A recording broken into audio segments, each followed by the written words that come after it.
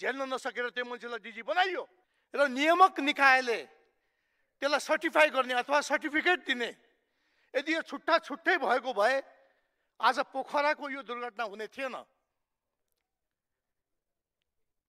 एउटा व्यक्ति दुवै ठाउँको प्रमुख छ, सेवा प्रदायकको पनि छ, यता नियामक निकायको पनि छ।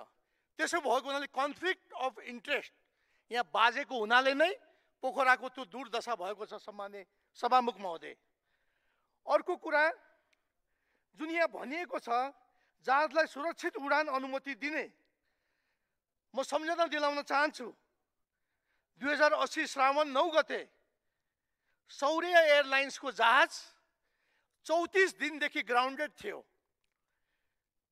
त्यो मर्मत गरिराखेको जहाजलाई जबरजस्ती क्यानको महानिर्देशकले खुरुक्क चाहिने पोखरा जाने होइन भने तिमीलाई चाहिँ ब्ल्याकलिस्ट गरिदिन्छु भनेर धम्काए, उसलाई त्यहाँबाट धमाउने कामहरू भयो। कम्तीमा जहाजलाई पोखरा मर्मत गर्न जाँदाखेरि कम्तीमा त्यसमा चाहिने 18 जना पेसेन्जर हाल्न मिल्छ कि मिल्दैन?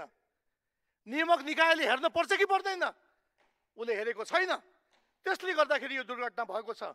त्यति मात्र नभएर 4 वर्षको बच्चालाई समेत त्यहाँ चाहिने पेसेन्जर बनाएर लगिएको छ। कार्गो जहाज बिग्रेको सामानहरू समेत त्यो जहाजमा हालेर लगिएको छ। त्योभन्दा दुर्दशा अरू के हुन सक्छ? त्यसो भएको हुनाले म मान्य मन्त्रीज्यूलाई म अनुरोध गर्न चाहन्छु, जुन चाहिने जहाज दुर्घटना भएको छ कानुनी व्यवस्था अनुसार कम्तीमा पनि जहाज आयोगको सदस्य 15 वर्ष अनुभव हुनुपर्छ। तर त्यहाँ 15 वर्ष अनुभव नभएको मान्छेलाई त्यो चाहिने छानबिनमा राखिएको छ। त्यसो भएको हुनाले यी सबै कुरालाई मध्यनजर गरेर जुन अघि मात्रै अमरेश मान्यजीले भनिसक्नु भएको छ, जुनियर मान्छेलाई ल्याएर डिजी बनाइयो, हो बनाइयो, मेरै पालामा बनेको।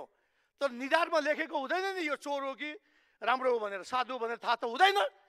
त्यो बेलामा मैले धेरै पटक भनेको जुनियर मान्छेलाई नबनाऊ भन्दा पनि पार्टीको दबाब झेल्न नसकेर त्यो मान्छेलाई डिजी बनाइयो, झेल्न नसकेर त्यो मान्छेलाई डिजी बनाइयो, झेल्न नसकेर त्यो मान्छेलाई डिजी बनाइयो।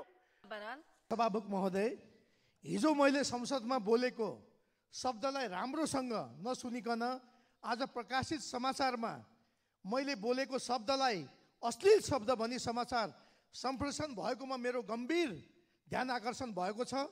सम्माननीय सभामुख महोदय, यो समाचार जुनसुकै मिडियाबाट आएको भए पनि राम्रोसँग सुनेर मात्र समाचार सम्प्रेषण गर्न म अनुरोध पनि गर्न चाहन्छु।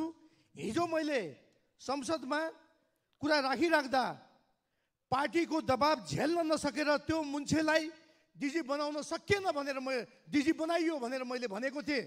तर त्यसलाई तोडमोड गरेर एउटा चाहिने राज्यको चौथो अङ्ग भन्ने सञ्चारकर्मी मिडियाले सूचना प्रकाशन गरेर यसलाई डाइभर्ट गर्ने कामहरू भएको छ। त्यसो भएको हुनाले म 2500